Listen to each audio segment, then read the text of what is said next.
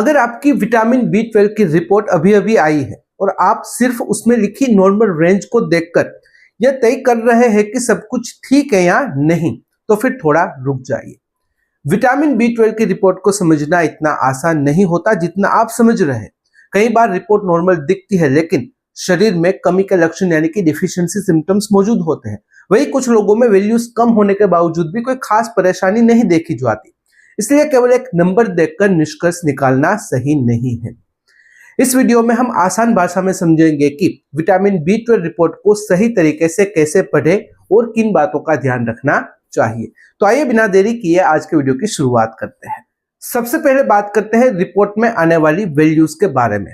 आमतौर पर अगर विटामिन B12 का स्तर 200 पाइकोग्राम पर ml से कम हो तो इसे कमी यानी कि डेफिशिएंसी माना जाता है। 200 से 300 पाइकोग्राम पर ml के बीच की वैल्यू को अक्सर बॉर्डर लाइन माना जाता है। इसका मतलब यह नहीं कि आपको निश्चित रूप से कमी है, लेकिन आगे की जांच की जरूरत पड़ सकती है। वहीं 300 पाइकोग्राम पर ml से ऊपर की वैल्यू अक्सर पर्याप्त मानी जाती है। लेकिन याद रखिए, सिर्फ रिपोर्ट का नंबर ही सब कुछ नहीं बताता।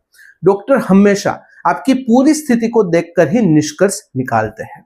अब सवाल आता है कि अगर सिर्फ विटामिन B12 रिपोर्ट काफी नहीं है तो डॉक्टर और क्या देखते हैं।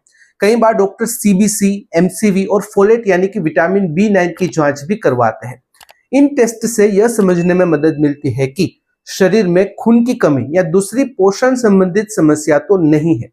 कुछ खास परिस्थितियों में मिथाइल मेलोनिक एसिड यानी कि MMA और होमोसिस्टिन जैसे टेस्ट भी करवाए जा सकते हैं। ये जांचें यह पता लगाने में मदद करती है कि शरीर में वास्तव में B12 की कमी है या नहीं।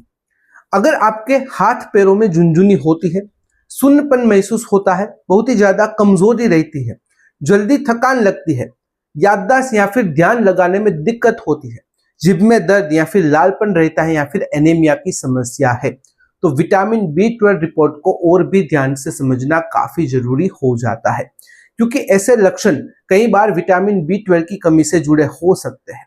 हालांकि यही लक्षण दूसरी बीमारियों में भी दिखाई दे सकते हैं। इसलिए सिर्फ लक्षण देखकर या सिर्फ एक रिपोर्ट को देखकर खुद से इलाज शुरू करना सही तरीका नहीं है। एक और जरूरी बात जान लीजिए, अगर आपने हाल ही में विटामिन B12 के इंजेक्शन लगवाए हैं या फिर विटामिन B12 की दवा या सप्लीमेंट लेना शुरू किया है तो आपकी रिपोर्ट कुछ समय के लिए सामान्य से ज्यादा भी आ सकती है। इसका मतलब यह नहीं है कि शरीर की सारी समस्या तुरंत खत्म हो गई है। इसलिए डॉक्टर रिपोर्ट देखते समय यह भी पूछते हैं कि आपने पहले से कोई इलाज लिया है या नहीं, आपकी दवाई क्या है, मेडिकल हिस्ट्री क्या है, लक्षण और बाकी जांचों को साथ में देखकर ही सही डिसीजन लिया जाता है। तो दोस्तों, विटामिन B12 रिपोर्ट को समझने का सबसे सही तरीका यही है कि केवल रिपोर्ट में लिखा हुआ नंबर न देखें। अपनी उम्र, लक्षण, मेडिकल हिस्ट्री, चल रहे इलाज और दूसरी जांचों को भी साथ में समझें। अगर रिपोर्ट को लेकर कोई भी भ्रम है, कोई कंफ्यूजन है तो डॉक्टर से सलाह जरूर लें और बिना जरूरत विटामिन B12 के इंजेक्शन या फिर सप्लीमेंट लेना शुरू न करें। उम्मीद है कि इस वीडियो से आपको विटामिन B12 रिपोर्ट को समझने में काफी मदद मिली होगी।